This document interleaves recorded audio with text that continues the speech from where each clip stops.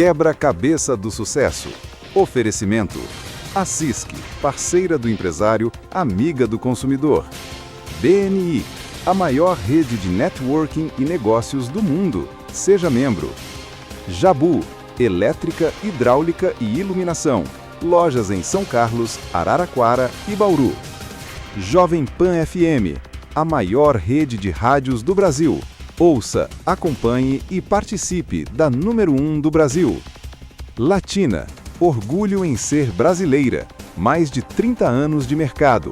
Seu momento, nosso eletro. E Parladona, agência de comunicação e marketing. Especialistas em redes sociais. Decole com a Parla.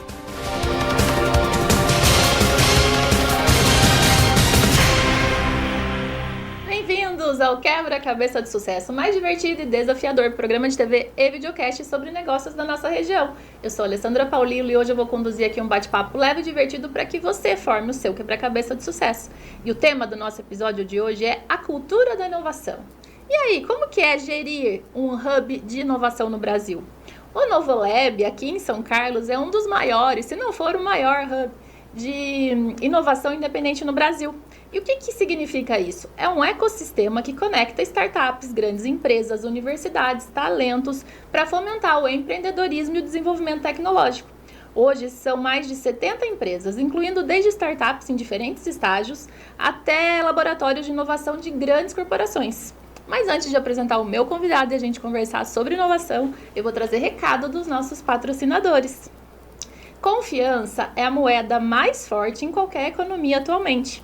E negócios não crescem apenas com boas ideias, crescem com confiança construída ao longo do tempo. No BNI, a maior rede de business e networking do mundo, construção de confiança não é discurso, é prática, consistência e relacionamento estruturado. Quando a confiança escala, o seu faturamento acompanha. Entenda por que o BNI é referência mundial em networking estratégico no site www.bnibrasil.com.br. Cada casa tem uma necessidade diferente. Tem gente que prefere aquela água super gelada, tem gente que quer uma ventilação potente e tem quem busque praticidade na lavanderia. A vantagem da loja de fábrica da Latina aqui em São Carlos é juntar tudo isso num só lugar. Dá para ver todos os purificadores, ventiladores, os modelos da lavadora lado a lado. E assim você escolhe o que realmente faz sentido para você. E tem mais! Você pode até combinar as peças aí que fica muito mais fácil para equipar a sua casa. A loja de fábrica fica na Avenida Getúlio Vargas, 2700 e funciona de segunda a sexta, das 8 às 5 e aos sábados, das 8 ao meio-dia. Latina, seu momento, nosso eletro. E agora chegou o momento de apresentar o meu convidado. Ele é nascido em Santo André e é formado em Publicidade e Propaganda. Ele é cofundador e o atual CEO do Novolab. Ele é casado com a Ana Flávia, pai da Sara, do Theo e da Marcela, e nas horas vagas adora desfrutar momentos em família. Meu convidado de hoje, Leandro Palmieri. Seja muito bem-vindo. Obrigado, obrigado pelo convite. Graças a Deus você conseguiu aceitar e encaixar na sua agenda. Mas de bate pronto, você mandou, eu aceitei. Porque eu acho que o Novolab é um acontecimento para São Carlos e a cidade precisa entender muito do que acontece lá dentro, né? Sim. Assim como eu tive a reitora da UFSCar recentemente aqui para tentar trazer um pouquinho da universidade para a cidade, eu acho que o Novolab é a mesma pegada. Mas antes de falar lá do Novolab, eu queria falar lá da tua infância, como é que foi em Santo André? Pois é, eu nasci em Santo André, mas eu sempre morei em São Paulo, próximo de Santo André, né? Que é tudo meio a mesma coisa, para quem olha daqui. Pois é, a ABC Paulista é uma extensão de São Paulo, né? Mas meu pai, ele era metalúrgico, ele trabalhava na Volkswagen em São Bernardo do Campo, né? Por isso que a gente tem essa relação com a ABC Paulista, né? Meu irmão nasceu em São Bernardo do Campo e eu nasci em Santo André, mas nós sempre moramos em São Paulo, próximo de Santo André, próximo da divisa com a ABC Paulista, né? E então, meu pai, minha mãe e mais um irmão, né? Que um irmão mais velho, eu sou o caçula da família, né? Meus avós, por parte de pai, eles vieram da Itália, né? Eles fugiram da Segunda Guerra e vieram com mais 3 filhos, né? Um tio e mais 2 tias, que nasceram na Itália. Meu pai nasceu já em São Paulo, né? E do lado da minha mãe, meu avô e minha avó, que minha avó era do Paraná, meu avô também, né? Que vieram para São Paulo e construíram a vida aqui, né, em São Paulo, né, e a família toda, né. E a minha infância foi uma infância muito conectada à família, né, eu sempre fui muito conectado à família, né, muito próximo dos meus avós, né. Então eu lembro que a gente morava todo mundo muito próximo um do outro. E a graça era passar o final de semana na casa da avó e do vô, né? Delícia. Ou da nona e do nono, né? Imagina a comida dessa casa.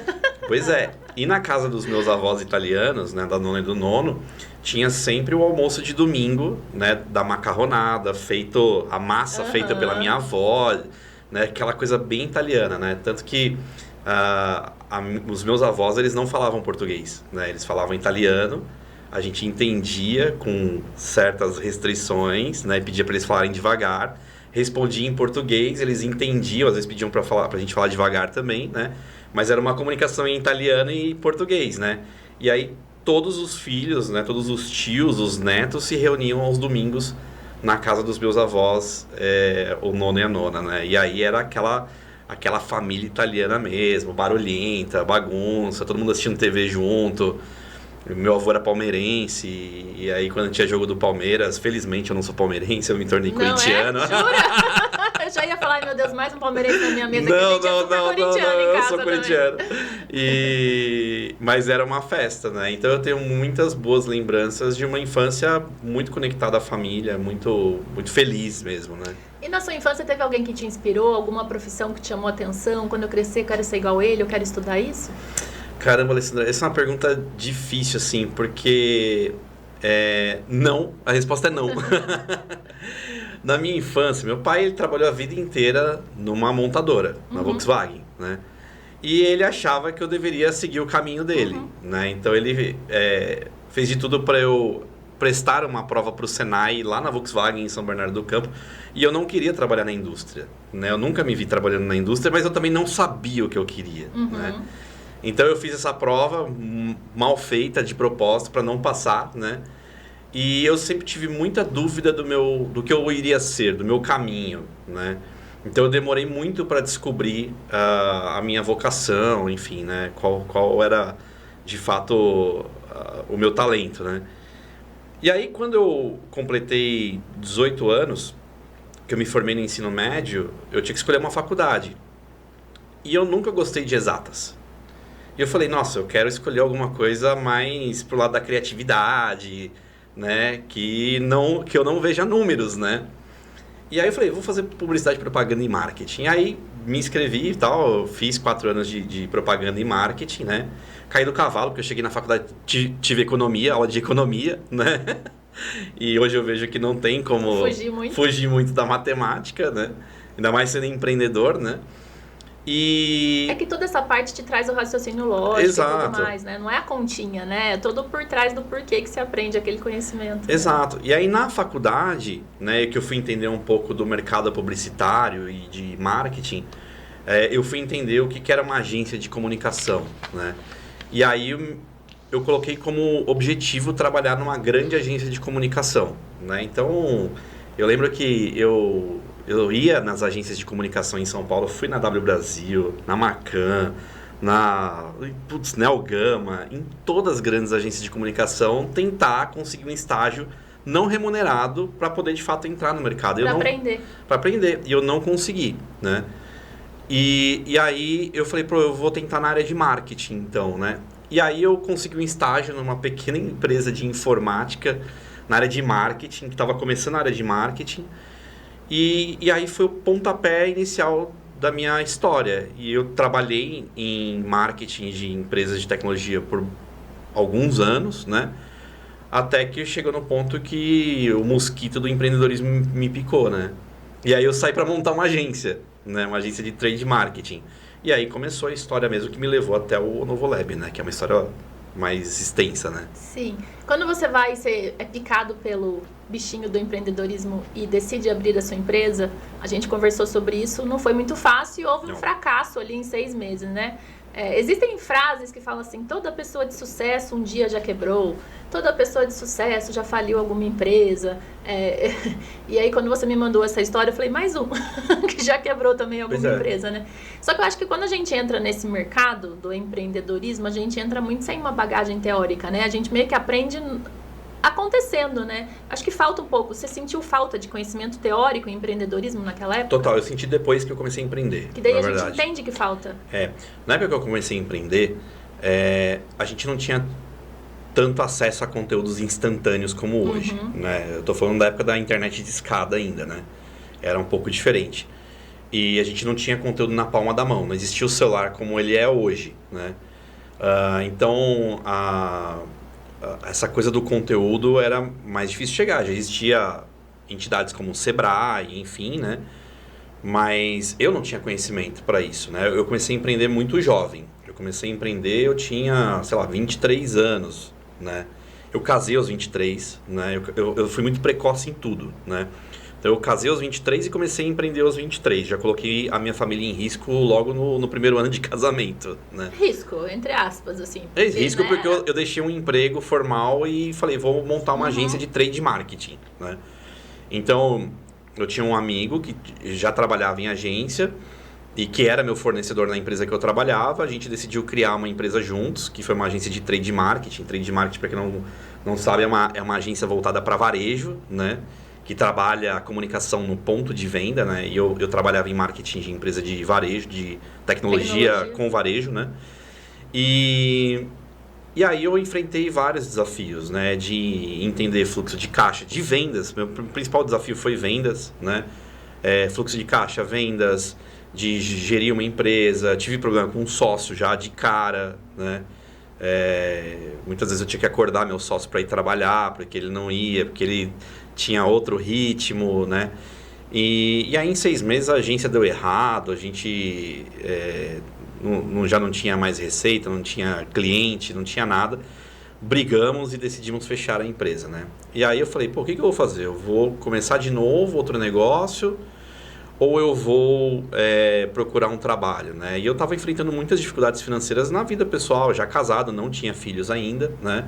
Mas já tinha ali 2 pessoas, né, para sustentar. Pois já tinha minha casa, eu estava pagando um apartamento que eu tinha dado entrada, então estava num começo de vida de formação de família, né?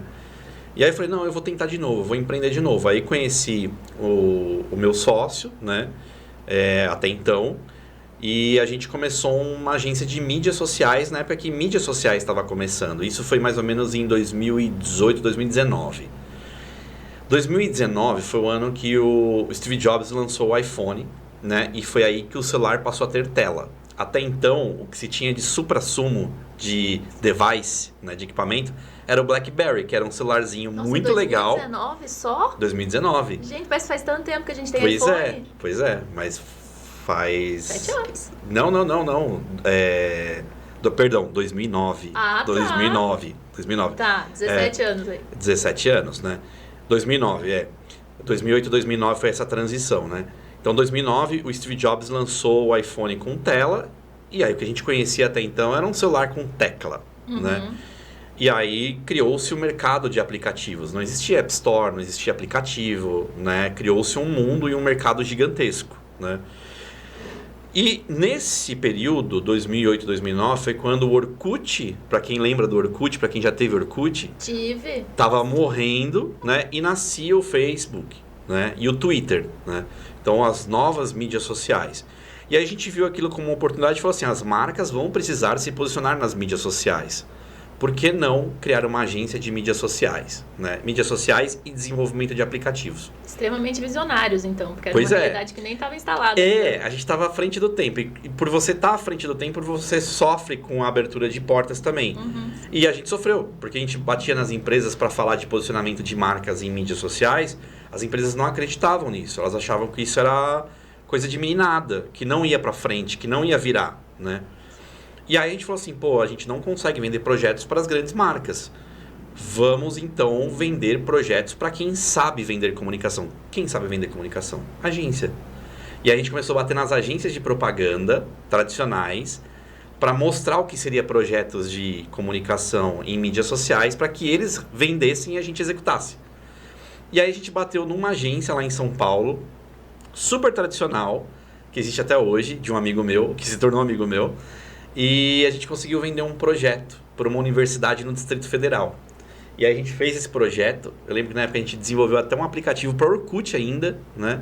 E a gente começou a fazer um trabalho de mídias sociais e oferecer isso para os clientes dele. Então a gente meio que virou um apêndice da agência dele, digital, né? E deu muito certo por alguns anos, né? E aí, em 2010, né?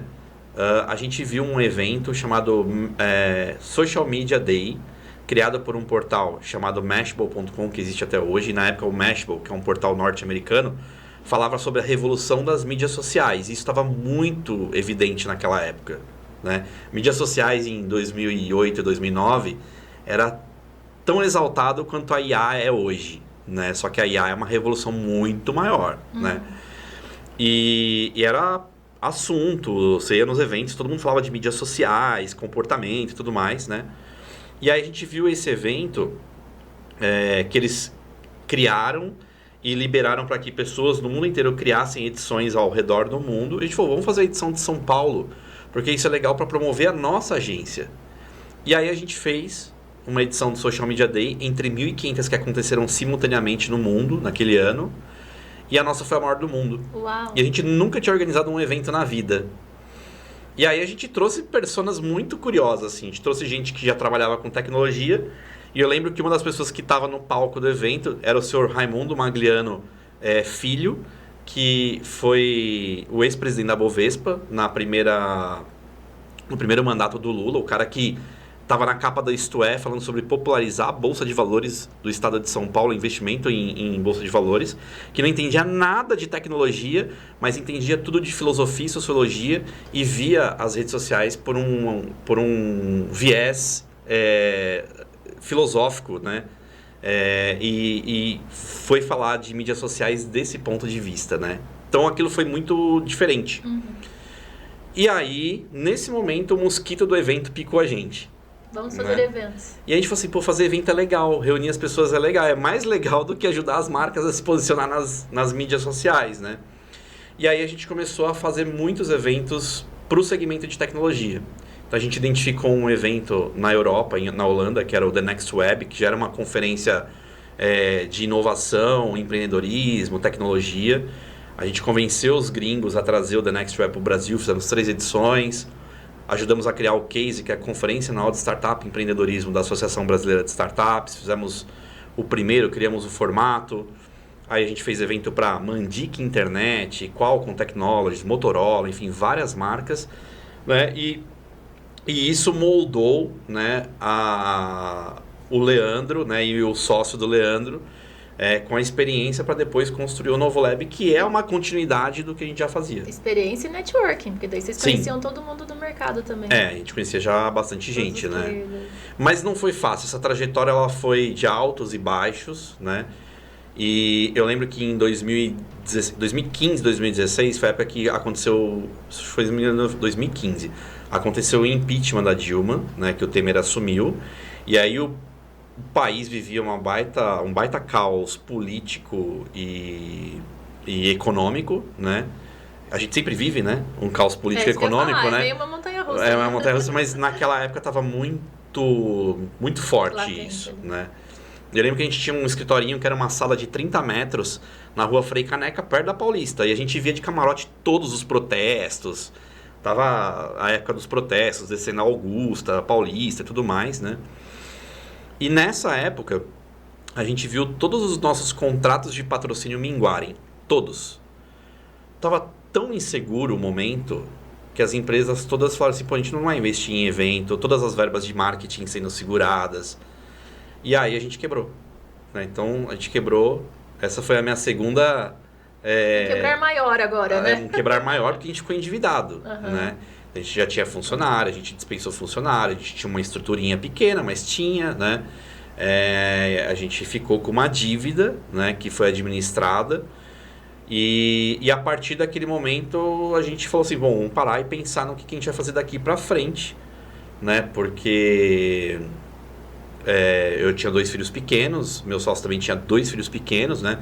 E já não dava mais pra gente expor tanto a nossa família em risco assim, né? E aí é nessa época que vocês pensam em criar um hub de inovação? Foi nessa época. Mas a ideia é aplicar isso em São Paulo, né? São Carlos surge bem depois. Olha só que coisa, né? Quando a gente decidiu fechar a agência, né? Isso foi em dezembro de 2016. Eu lembro que era mais ou menos dia 23 de dezembro de 2016, tipo antevéspera de Natal, eu tava entregando a chave do escritório na imobiliária. E aí a gente virou um pro outro e falou assim, cara, vamos descansar 2 semanas, porque a gente nunca tira férias, a gente nunca descansa, pra deixar a poeira baixar, né? A gente poder pensar um pouco, e vamos se encontrar em janeiro de 2017 na Campus Party.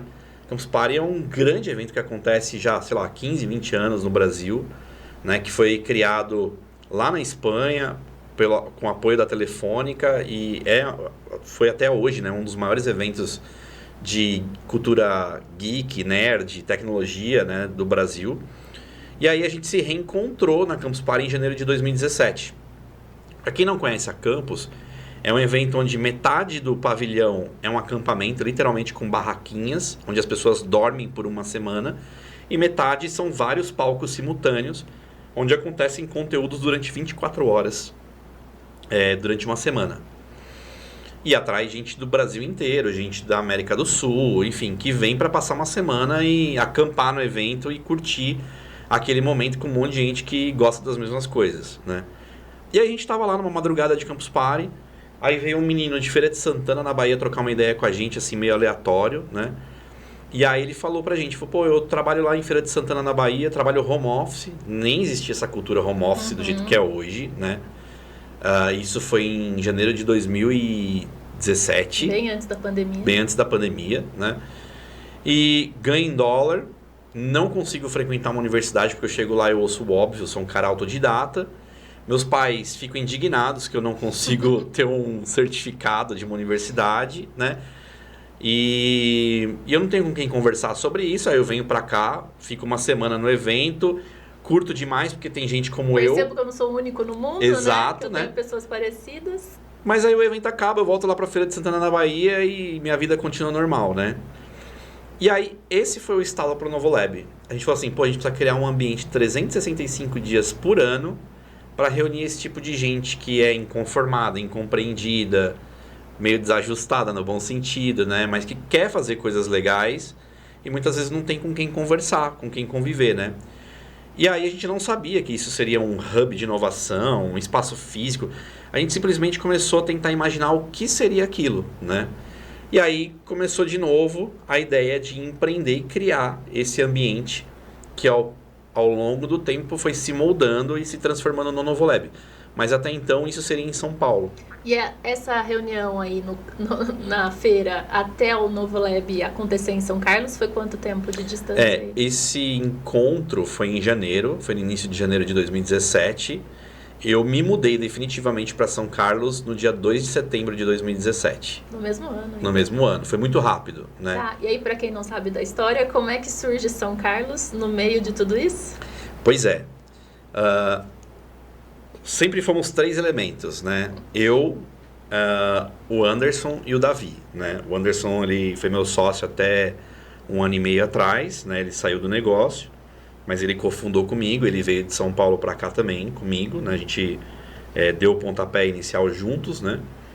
E o Davi, ele era o terceiro elemento, mas que, diferente de mim do Anderson, ele tinha um emprego. Ele já era executivo de uma grande empresa, né? Ele tinha um bom salário e ele não podia abrir mão daquele salário, porque a esposa dele estava grávida, ele estava numa fase de construção da vida dele, importante, né? E ele meio que ajudava a gente, financeiramente, inclusive, né? Muitas vezes ele mandava dinheiro pra gente, pra tipo, quando vocês estão tocando aí, eu vou ajudando vocês de alguma forma, né?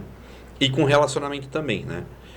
E aí, em janeiro a gente se encontrou na Campus Party, essa noite estávamos nós 3 com esse garoto de Feira de Santana, na Bahia.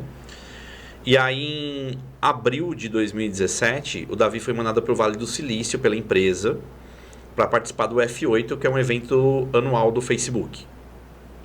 E aí, chegando lá no F8, o Davi tinha uma apresentação embrionária do que seria o Novolab no computador dele, embaixo do braço. E aí ele conheceu 2 caras daqui de São Carlos que estavam lá também no evento, né? O Vitor Stabile e o Thiago Christoph, que tinham uma incubadora aqui na Avenida 9 de Julho. E aí ficou amigo dos caras lá, fez uma chamada por vídeo entre nós 5, né? Vitor, Thiago, o Davi, eu e o Anderson, né? Pra apresentar, tô conhecendo uns caras bem legais. Eles falaram de São Carlos e que vocês precisam em São Carlos, a gente precisa em São Carlos. E aí, assim, eu e o Anderson, a gente não deu muita moral pra isso, né? Não deu muita bola, até porque a gente tava num caos danado, assim, pessoal. Eu imagino que São Carlos, o cara tá louco. A gente não tinha grana nem pra ir na esquina, entendeu? Nessa época, pra você ter uma ideia, durante o dia, eu e o Anderson, a gente ia em reuniões pra lapidar o projeto, para tentar falar com empresas de tecnologia, para falar com gente que tinha algum conhecimento sobre isso, para entender como que esse projeto se materializaria, né? E durante o dia e à noite eu fazia Uber para pagar minhas contas, para comprar fralda para minha filha. Eu tinha hotel, que era recém-nascido, e eu meio que virava assim 24 horas, era uma loucura mesmo, né? Na época, minha esposa fazendo bolo para vender, e aí eu ajudava também ela a entregar os bolos. E aí era assim, de dia eu tava numa reunião no Google. Batalha total. De dia eu tava numa reunião no Google, à noite eu tava deixando um passageiro em Osasco, né? Era meio que assim, meio uma coisa antagônica, assim, né? Mas tudo em preparo. É isso, né? Isso também me moldou, né? Não reclamo, só agradeço, na verdade, né? E aí, o Davi, ele voltou do Vale do Silício, ele ficou no pé meu e do Anderson, tipo, cara, a gente precisa ir em São Carlos, eu sinto que a gente precisa ir em São Carlos, e não sei o que, não sei o que. Eu, Davi, a gente não tem grana, tal, tudo mais. Aí ele falou, não, vamos fazer o seguinte, vocês vão comigo pra São Carlos, são 3 horas de estrada pelo que eu vi, a gente vai conversando e colocando os assuntos em dia. Aí eu vou e faço uma reunião com os caras, vocês ficam livres aí, vão dar uma volta, conversar, conhecer a cidade e tal. E aí na volta a gente conversa mais 3 horinhas. Então a gente meio que fez um bate-volta em São Carlos pra ter um tempo com o Davi, né? E aí eu lembro que foi numa sexta-feira. E aí chegando aqui em São Carlos, a gente parou o carro ali na 9 de julho, entrou na Sanca Ventures, chamava, né? Na incubadora. Conheceu o Vitor e o Thiago pessoalmente, né? E aí eles foram super acolhedores com a gente. E aí eles falaram assim, ao invés de a gente fazer uma reunião, entra no nosso carro e vamos dar uma volta em São Carlos, vou apresentar a cidade para vocês. E aí a gente estava sem agenda, sendo guiado por eles. Nós fomos conhecer a USP, a UFSCar, aí na época a gente conheceu a Raccoon Marketing Digital, que estava crescendo pra caramba, conhecemos o Túlio, fomos conhecer a Arquivei, que agora é Caive. Sei lá, passou o dia, a gente conheceu umas 10 pessoas, fizemos umas 8 reuniões. E aí eu e o Anderson olhamos um pro outro e falou assim, tem coisa diferente aqui em São Carlos, né? Tem coisa legal aqui, a água daqui é boa, as pessoas são interessantes, né? E aí a gente ficou super encucado com isso. E aí a gente marcou de voltar mais umas 2 vezes pra cá, sem o Davi e sem conexão direta com o Thiago e com o Vitor, porque a gente falou, eles querem vender a cidade pra gente, né? Vamos nós desbravar um pouco a cidade, conhecer pessoas lá. E aí a gente se convenceu de que aqui seria o lugar para montar esse projeto que a gente nem sabia direito como que era, né? Mas a gente decidiu que São Carlos seria o ponto de partida. O que chamou a atenção também foi pelas universidades, pelo número de pessoas formadas, pelo PhD, por todo o desenvolvimento. Sim, obviamente, um hub de inovação, você precisa ter talentos em torno dele, né? E aí isso chamou muita atenção, né?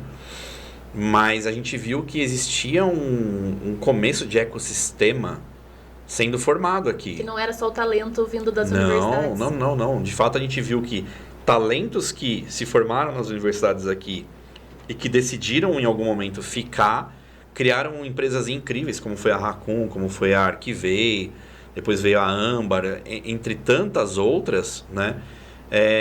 Que empregava uma massa de gente muito interessante. Aí começou um fenômeno de surgir várias outras empresas.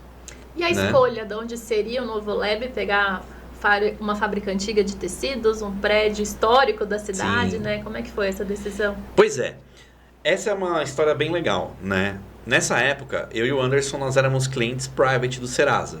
Né? Adorei! O nome tava tão sujo que eu era VIP lá no Serasa. Super VIP. A gente já teve a oportunidade de falar isso pro presidente do Serasa.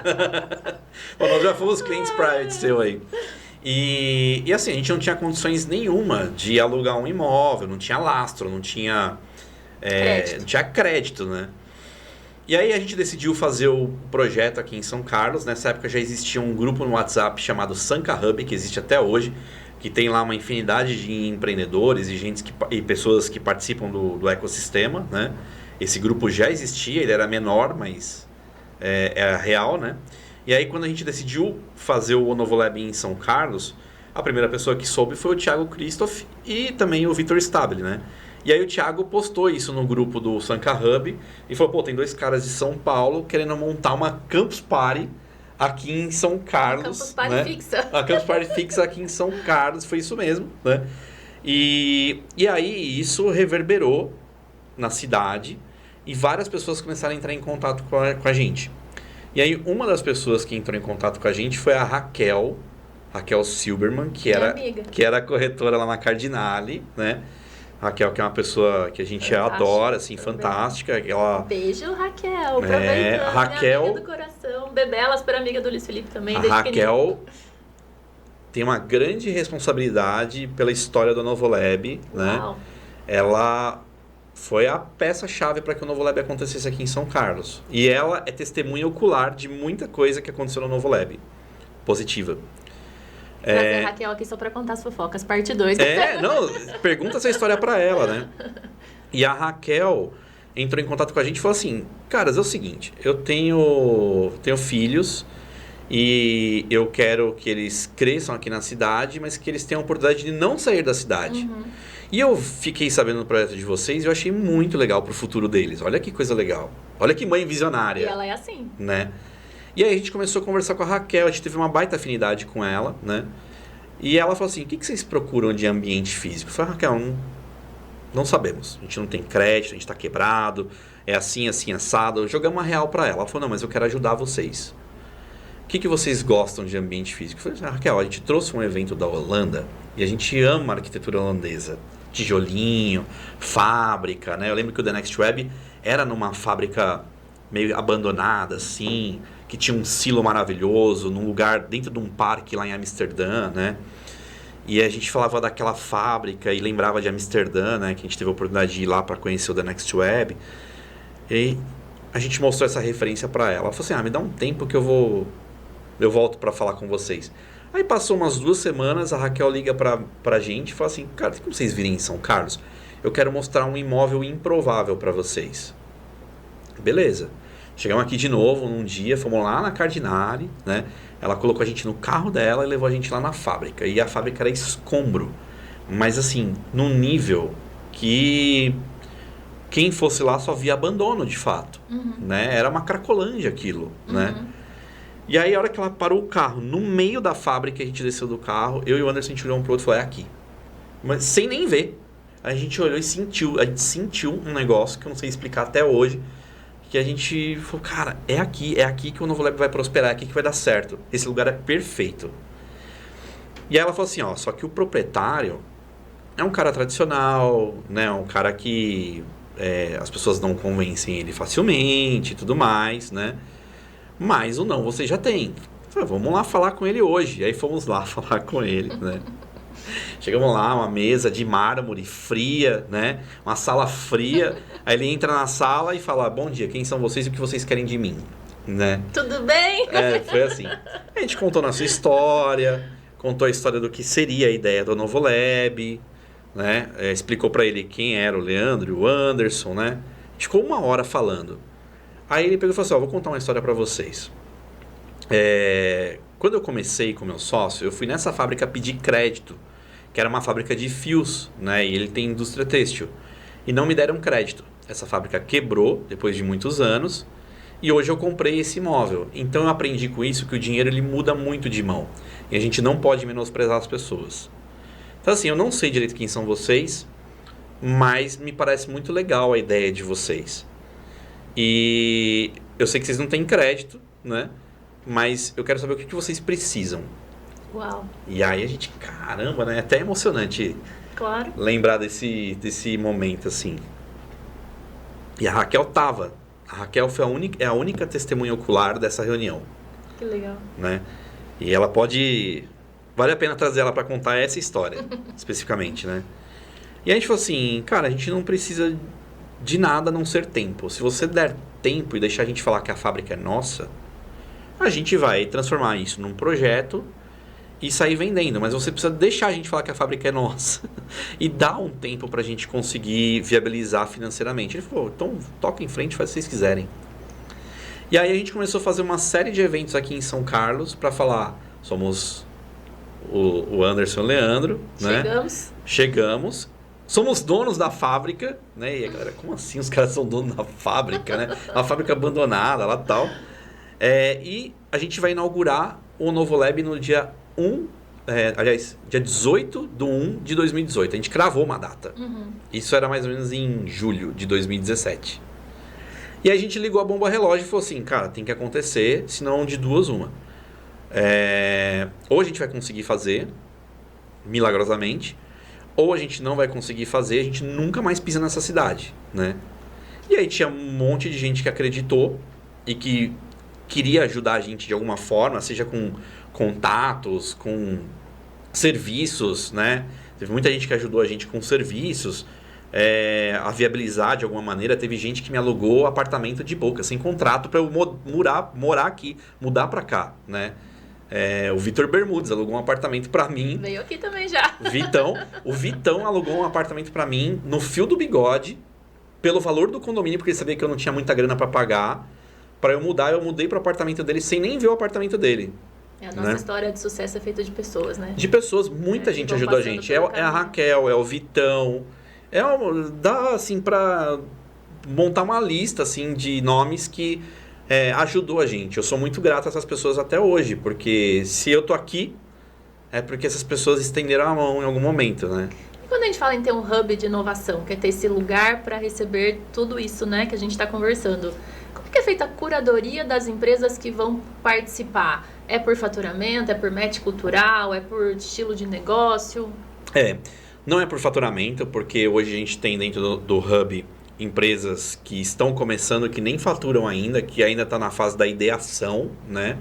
Na ideia, no papel, até empresas que são grandes. A gente tem lá, por exemplo, a CSD-BR, que tem 140 funcionários e que o objetivo deles é quebrar o monopólio da B3. Só isso, né? Só isso. Objetivo simples. Bem simples. Ser a nova Bolsa de Valores do Estado de São Paulo, que é uma ambição muito legal, por sinal. Então não é por faturamento, né? Nem por nível de maturidade, né? O Novolab atende empresas de todos os níveis de maturidade, né? Mas a gente procura sim fazer uma curadoria por match cultural, né? Para que quem entra dentro do Novolab consiga extrair o melhor daquele ambiente.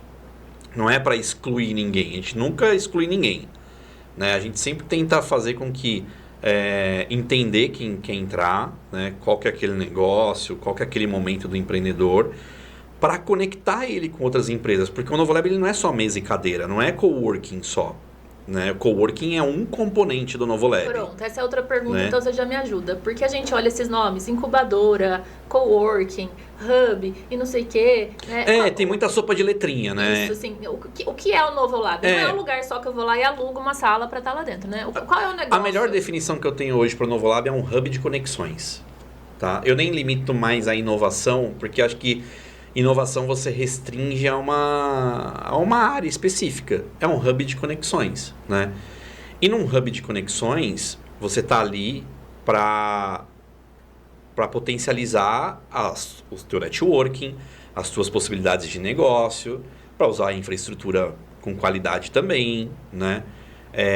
Para estar numa vitrine, ser visto e poder evoluir, avançar como empresa, né? Então, por exemplo, chega ali um empreendedor que está numa fase inicial, que muitas vezes tem uma dor de vendas, por exemplo, mas do lado dele tem um empreendedor que já passou por essa dor, né?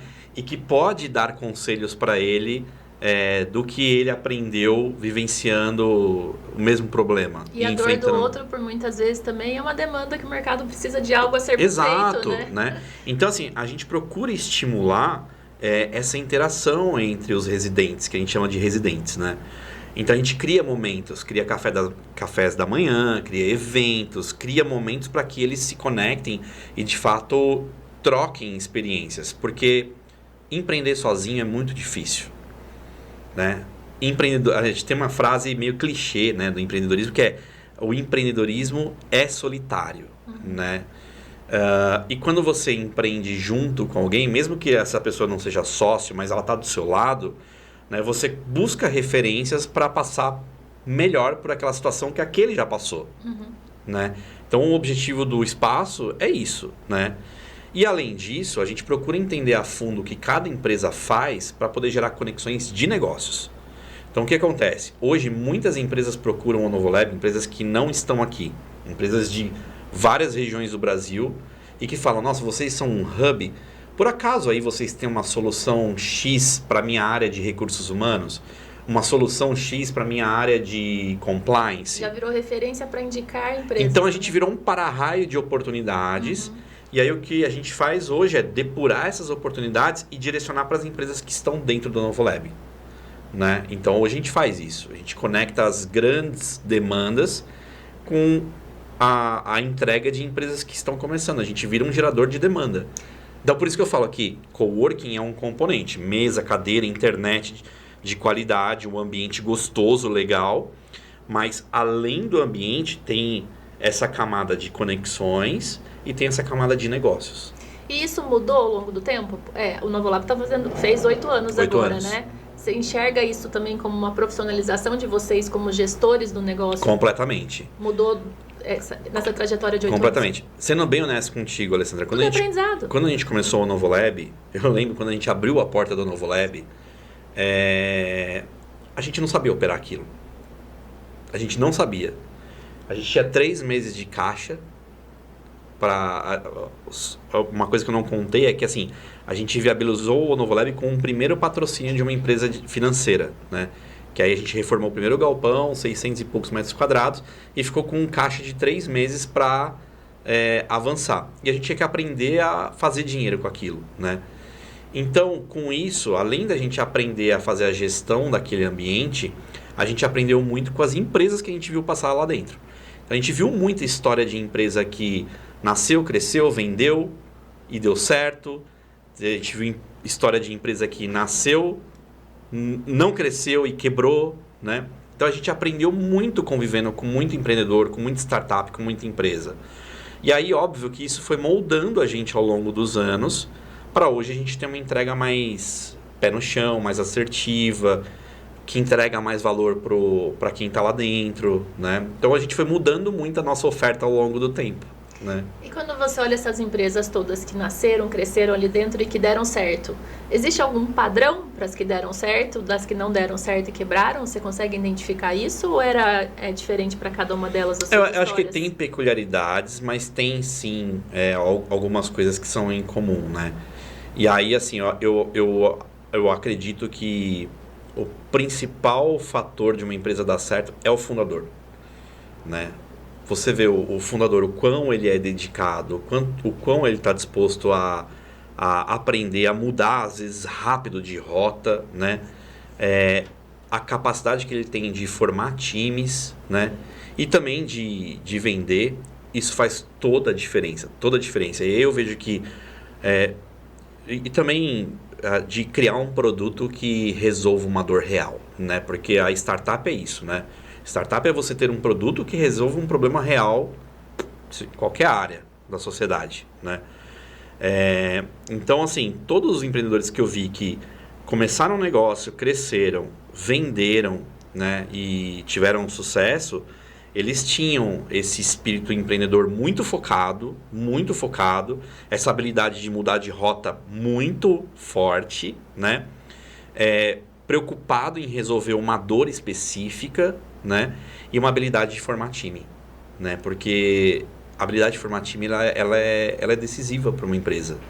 Se você não consegue formar um time e reter pessoas e fazer com que esse time olhe para a mesma direção que o fundador, você vai ter problemas na jornada, né? Quando a gente fala em liderança, em formar times, eu imagino você liderando empresas tão diferentes, porque ali, querendo ou não, você é o líder do negócio, né? Você lidera empresas, imagino que deve ter de 5 funcionários, ou começando até com menos, e empresas, como você falou, uma aí de quase 150 funcionários, até mais, né? Como que você consegue ser um líder com tantas diferentes culturas ali dentro? Pois é, essa é uma pergunta bem legal, bem interessante, porque assim, ao longo dos anos, eu acabei me tornando um generalista.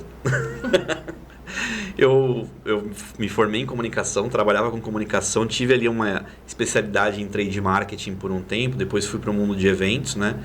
E eu me tornei um generalista, porque eu olho meu dia a dia e no momento eu estou ali sentado conversando sobre biotecnologia com o empreendedor e eu não entendo nada de biotecnologia, mas eu consigo conversar, né? E daqui a pouco eu estou falando sobre fintech, que é outra coisa. Falando sobre mobilidade humana, que é outra coisa, né?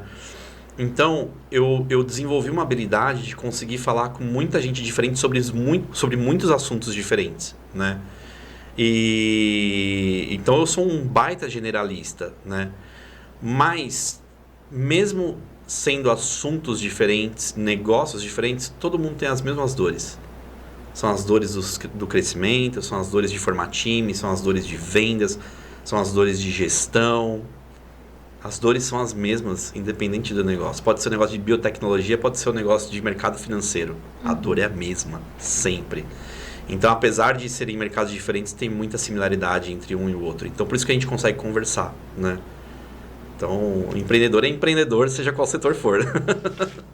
Chegou o momento do programa que eu vou te passar um desafio, que é escolher 3 peças de quebra-cabeça que estão sobre a mesa. Pode mexer, pode pegar as peças que você quiser. 3 peças com 3 palavras que mais fizeram sentido na tua história até aqui. Eu vou passar recado de patrocinador e aí eu volto a saber quais são as 3 peças que você escolheu. Fica à vontade. Tá bom. Lançamento imobiliário não é apenas divulgar um empreendimento.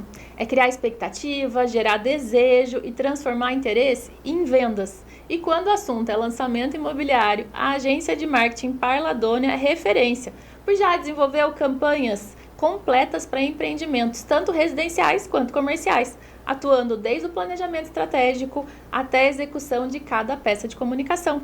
Lançar um empreendimento exige precisão, estratégia e timing, e a Parla Dona entende de cada uma dessas etapas. Acesse o QR Code e entre em contato com a agência Parla Dona.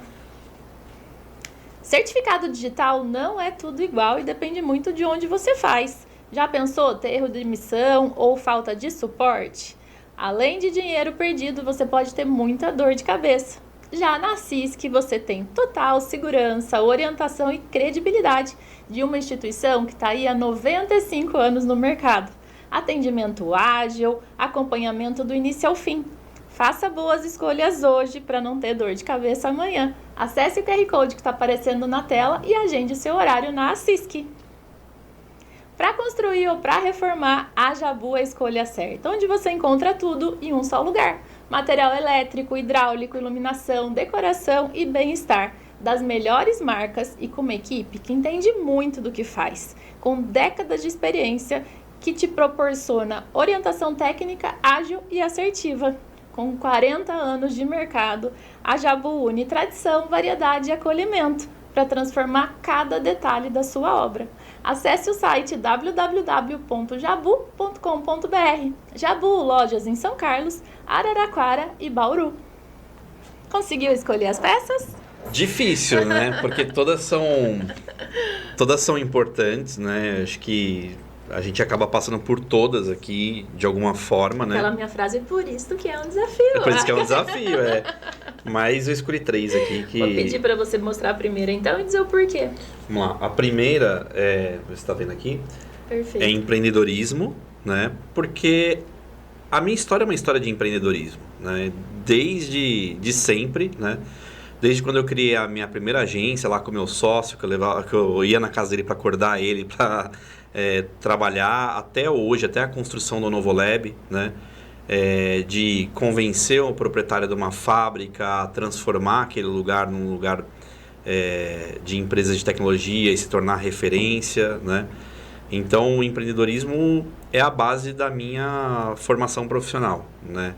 Eu tenho muito mais tempo como empreendedor do que como funcionário de uma empresa, né? Então, eu não consigo me ver de outra forma, né? Sendo empreendedor.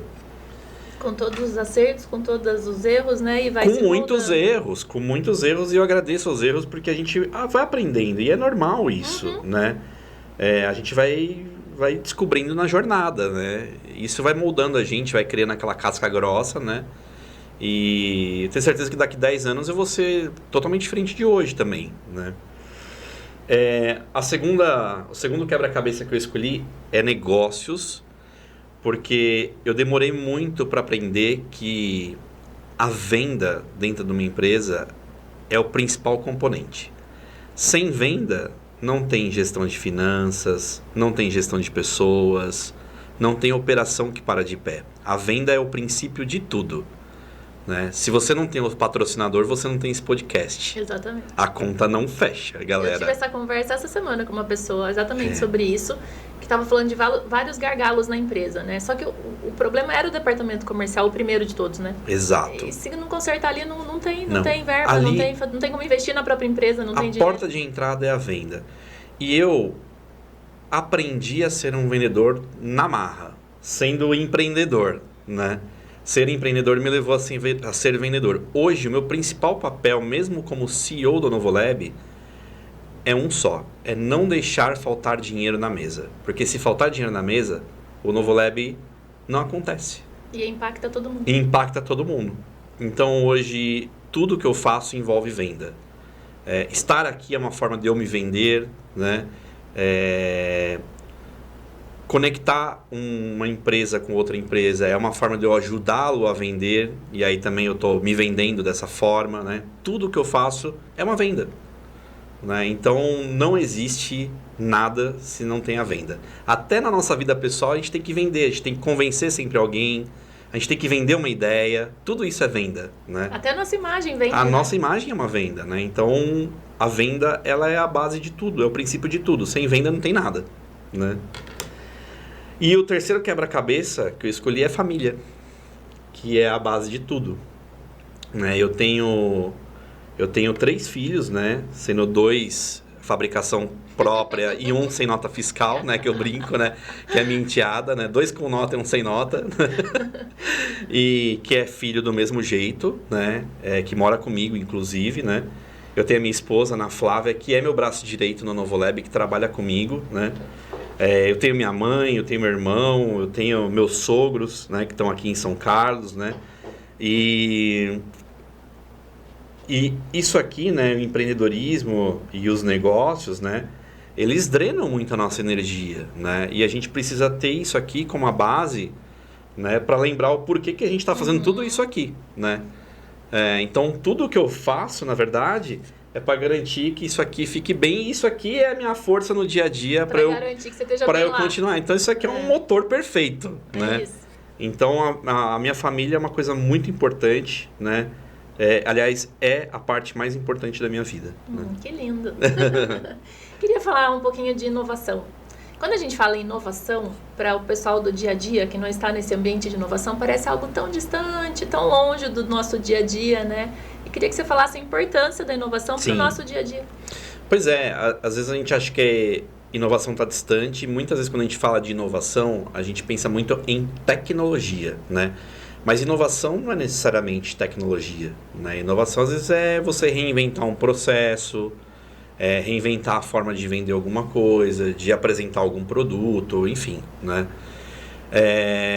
E a inovação, apesar de parecer distante, ela está muito presente na nossa vida, né? Hoje, a gente não vive sem um WhatsApp, que é uma inovação, né? A gente não vive sem redes sociais, que é uma inovação. Hoje a gente não vai mais para um ponto de táxi, a gente chama o transporte, né, no aplicativo. Tudo isso é inovação. Acessar um banco, né? Então a inovação, ela faz parte do nosso cotidiano. Para melhorar a nossa qualidade de vida, o nosso dia a dia, assim que você enxerga? Totalmente, né? E a inovação, ela está em todas as camadas da nossa vida e da sociedade, né? Seja na saúde, né? Hoje você consegue agendar um exame, uma consulta de uma forma muito mais fácil do que, sei lá, 15 anos atrás, né? A fazer um check-in antecipado no seu celular para evitar uma fila no aeroporto, né? A pegar um aplicativo de transporte, pegar um transporte, né? Usar um aplicativo de transporte, a pedir comida, né? Então, assim, ninguém mais vive sem inovação. Só que as pessoas, às vezes, esquecem que isso é inovação. Que alguém olhou para um processo, né? Por exemplo, ir a um ponto de táxi e pegar um táxi, né? Por que não o táxi vir até mim, né? Alguém parou para pensar naquele processo e criou uma forma de encurtar essa distância, né? Entre o serviço ou o produto e as pessoas, né? Então, a inovação, ela permeia tudo, até esse formato aqui de podcast, por exemplo. Há 10 anos atrás, isso não existia, né? Até menos, eu acho, né? Isso é uma inovação, né? Repensar um formato de apresentar um programa, né? Que as pessoas hoje veem pelo celular, não pela TV, né? Quando a gente fala em cultura de inovação, criatividade, identificar esses processos a serem melhorados, como é que você compara o Brasil em restante aos demais países do mundo? Eu acho que o Brasil, ele tem uma vantagem pelo fato do brasileiro ser muito criativo. Isso é real, não é? Isso é real, né? Tanto que a gente ouve pesquisas de que os melhores executivos em grandes empresas globais são os brasileiros. Por quê? Porque o brasileiro está acostumado com a diversidade. O brasileiro está acostumado com um ambiente instável, né? E aí, se você olhar a América do Sul como um todo, a América do Sul, ela tem muito mais problemas do que a América do Norte, do que a Ásia, do que a Europa, né? Problemas que você fala no dia a dia mesmo, pra pessoa se virar. Problemas como país, como cidade, né? Esses dias eu estava falando, por exemplo, sobre mobilidade humana, né? Em lugar nenhum no Brasil um cadeirante anda numa calçada. Porque as calçadas não são feitas para cadeiras de rodas, né? E aí você vai no Canadá, nos Estados Unidos, as calçadas são largas, maravilhosas, com acessibilidade, né? Então esse ambiente hostil no Brasil e nos países da América do Sul são grandes oportunidades para inovar. Torna o empresário Highlander. Torna o empresário Highlander, e onde tem problema é onde tem mais oportunidade para desenvolver solução, né? É muito melhor desenvolver solução no Brasil do que desenvolver solução nos Estados Unidos. Os Estados Unidos está muito mais redondinho em termos de país, de infraestrutura, de tudo, do que o Brasil. Aqui tem muito mais caos e muito mais oportunidades de desenvolvimento. Outro dia eu estava vendo um caso bem legal, que aliás é um exemplo real, né? O Brasil tem muitas comunidades, muitas favelas, né? Você pega Rio de Janeiro, São Paulo, as grandes cidades têm favelas muito grandes, né? E a entrega de correios, de mercadorias, que hoje cresceu muito, é muito complexa dentro de favela. Não chega, porque não tem CEP. Porque não tem CEP, não tem número, não tem endereço, não tem rua, né? E aí eu vi uma startup social lá em São Paulo, que desenvolveu na favela do Heliópolis, que é uma das maiores de São Paulo, todo um sistema, né, por QR Code, de mapeamento da favela, para de fato as pessoas conseguirem receber Mercado Livre, compra da Amazon e tudo mais. E isso é uma startup. Então, ali tem um problema, ali é um ambiente complexo, né? E alguém viu uma oportunidade. Então, o Brasil é um país repleto de oportunidades, porque tem problemas infinitos, né, para resolver. Eu só tenho a agradecer, o nosso tempo já está acabando, mas por você ter identificado essa oportunidade na nossa cidade, né? Eu que agradeço. Eu não sou daqui, mas para mim São Carlos já é a nossa cidade, e ter criado um lugar tão transformador, né, que não é para pessoas normais, né, para pessoas que querem mudar o mundo aí, e que vocês tenham muito mais sucesso nesse objetivo de vocês. Eu que agradeço. Eu agradeço o convite por estar aqui, né? E fica o convite para que você conheça o Novo Lab. O Novo Lab é um ambiente aberto, democrático, acessível. Visite a gente. E tem vários treinamentos, palestras abertas eventos, a todo mundo. Todos os eventos são gratuitos. Nós temos um instituto, que é o Instituto Novo, que é nosso braço social. Por isso que todos os eventos são gratuitos. Então já sigam nas redes sociais, no Novo Lab também, para vocês acompanharem tudo que está acontecendo. O Leandro sempre grava vídeos também, então vocês vão conseguir acompanhar ali. E sigam a gente, o Quebra-Cabeça de Sucesso também, no Instagram, Facebook, TikTok. A gente também tá no YouTube e no Spotify.